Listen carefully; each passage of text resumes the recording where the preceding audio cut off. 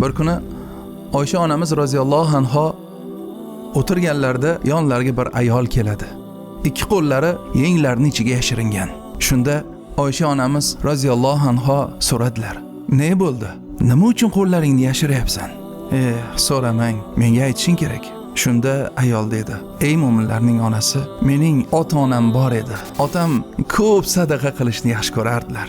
Onam esa hayoti davomida bir parcha yog' bilan bir yirtiq kiyimdan boshqa sadaqa qilganlarni ko'rmaganman. Ular vafot etishdi. Yaqinda bir tush ko'rdim. Emishki, qiyomat bo'lganmish. Onamni odamlar orasida ko'rdim. Avratlariga o'sha yirtiq kiyimlar tashlangan, qo'llarida o'sha bir parcha yog'. Onam hansirardi, suv so'rardi. Otajonimni esa Havz Kavsar suvi bo'yida ko'rdim. O'zi hayotlik chog'ida ham odamlarga suv ihson qilishni yaxshi ko'rardi otam. Odamlarga suv tarqatardi. O'sha suvdan bir piyolada suv oldim-da onamga berdim. Shunda yuqoridan bir nido bo'ldi: "Ogoh bo'linglar! Kimki bu ayolga suv bersa, ikki qo'li shol bo'lgay." Shundan keyin qo'rqib uyg'onib ketdim. Ne ko'z bilan qarasam, ikki qo'lim shol. Bu bo'lgan voqea azizlar. Oysha onamiz roziyallohu anhodan rivoyat qilingan.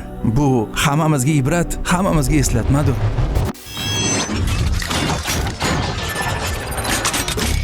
Toki payg'ambarimiz Rasululloh sallallohu alayhi vasallam qayta ta'kidlab aytganlar: sadaqaning eng go'zali suv va quduqdir.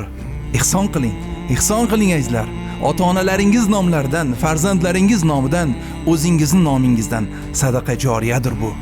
Quduq qazyapmiz.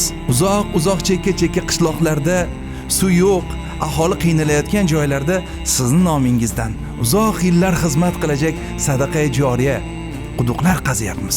Ihson qiling. Ushbu yo'nalishda quduq qazib chiqarish yo'nalishida allaqachon Yurak Amri xayriya jamoat fondi a'zolar ish boshlagan azizlar. Biz dastlab Toshkent viloyatida, Chinoz tumanida, Buxoro viloyatida navbatdagi quduqlarimizni qazib chiqaramiz. Ushbu yo'nalishga xizmat qiladigan kartalarni yozib oling. Uzkart 5614 6812 5975 2388. Albatta ihson qilib qoling, chunki har bitta kuningiz oxirgi kuningiz bo'lishi mumkin. Bu videolarni yaqinlaringizga, imkoniyati borlarga, ota-onasini yaqinlari nomidan sadaqalar qilish istagi borlarga jo'natib qo'ying. Bu ham bir yaxshilikdir.